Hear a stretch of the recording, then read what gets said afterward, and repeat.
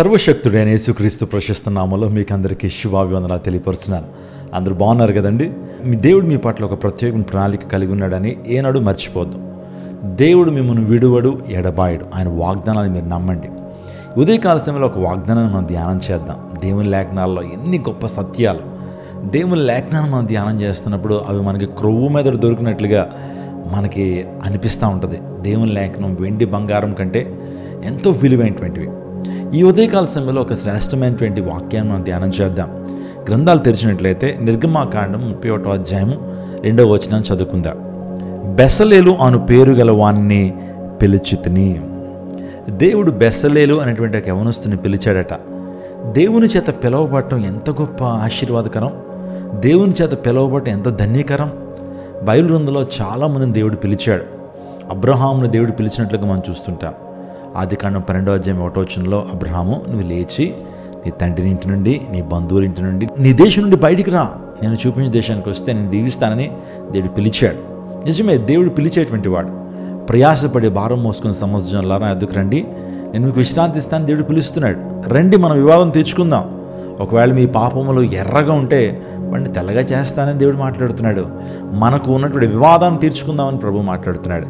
బెసలేలు, ఈ మాట మనం వింటున్నప్పుడు వాస్తవానికి నిర్గమాకాండంలో ప్రత్యక్షుడారంలో నకీషీ పనులు చేయడానికి, మంచిగా ఆర్ట్ వర్క్స్ చేయడం కొరకు దేవుడు ఈ వ్యక్తిని డైరెక్ట్గా పిలిచాడు. ఈ యవనస్తుడు మంచి కళాపోషణ ఉన్నటువంటి వ్యక్తి. చక్కగా దేవుని మందిరంలో ఉపకరణాలని అద్భుతంగా చెక్కగలిగినటువంటి వాడు.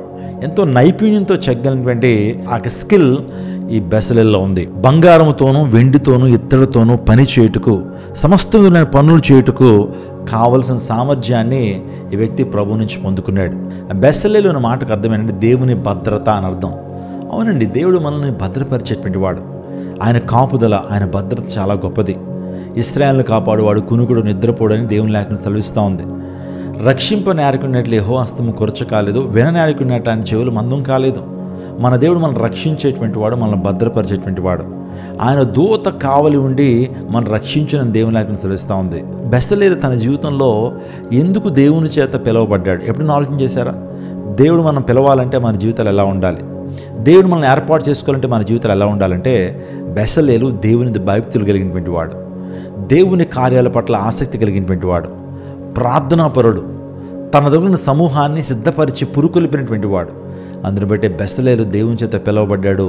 దేవుని భద్రతను ఆ వ్యక్తి పొందుకున్నాడు. అతని పేరుకి అర్థం దేవుని భద్రత, దేవుడు భద్రతనిచ్చేవాడు అని అర్థం. నిజమే, మన జీవితంలో కూడా దేవుడు భద్రతనిచ్చేటువంటి వాడు. మీకు అందరికీ ధైర్యం కలగాలని ఈ విషయాన్ని చెప్తున్నాను. ప్రభువు మీకు భద్రతనిచ్చేటువంటి వాడు. ప్రభువు మిమ్మల్ని ప్రేమిస్తున్నాడు, ఆయన భరోసా ఇస్తున్నాడు. ఆయన భద్రపరచువాడు మాత్రమే కాకుండా ఆయన బాధ్యత కలిగినటువంటి వాడు అనే విషయాన్ని జ్ఞాపకం చేస్తున్నాను. అబ్రహామును దేవుడు పిలిచాడు, మోషే అని దేవుడు పిలిచాడు, ఆ తర్వాత సమూయేలును దేవుడు పిలిచాడు, యెషయాని ప్రభు పిలిచాడు. వీరందరినీ కూడా ప్రభు పిలిచాడు. సమూయేలును అయితే సమూయేలు సమూయేలు అని బాల్యంలో ఉన్నప్పుడే సమూయేలును పిలిచాడు. అబ్రహామును పిలిచాడు, యెషయాని పిలిచాడు, ఆ తర్వాత ఎలీషాని పిలిచాడు. ఎలీషా యొక్క పిలుపు కూడా చాలా గొప్పది. అందుని బట్టి ఎవరైతే దేవుని భయభక్తులు కలిగి జీవిస్తారో, ఎవరైతే దేవుని ఆజ్ఞల ప్రకారం నడుస్తారో, దేవుడు వారిని పిలిచి వారికి బాధ్యతనిస్తాడు. దేవుడు వారిని పిలిచి వారికి పని అప్పగించి గొప్ప దీవెనలోకి వారిని నడిపిస్తాడు.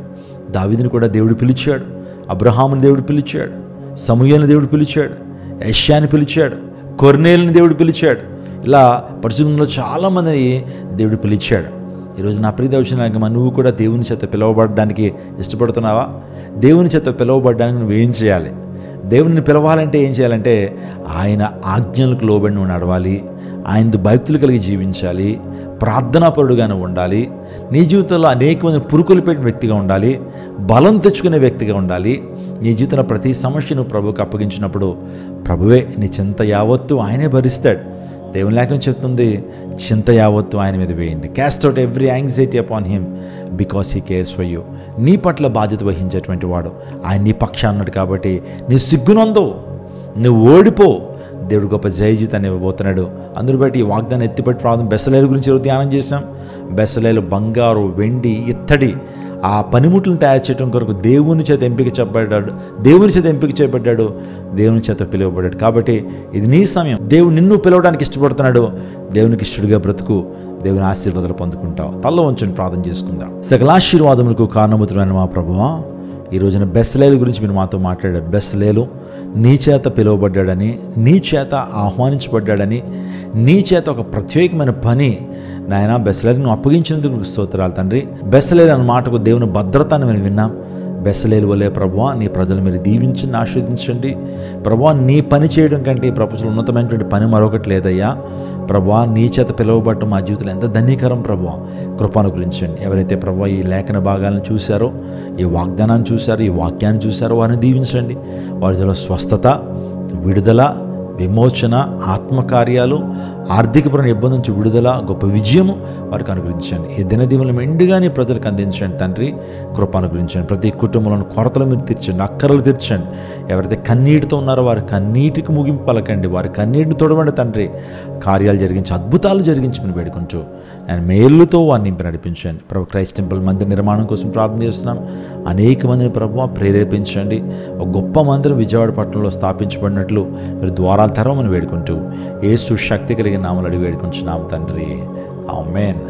God bless you church. దేవుడు మిమ్మల్ని దీవించను గాక. Have a blessed day. ఈరోజు పుట్టినరోజులు, అదేవిధంగా వివాహ వార్షికోత్సవం జరుపుకున్నటువంటి వారికి ప్రత్యేకమైన దేవుని ఆశీర్వాదాలు ప్రకటన చేస్తున్నాను.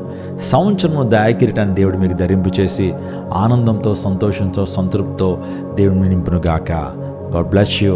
God bless our India.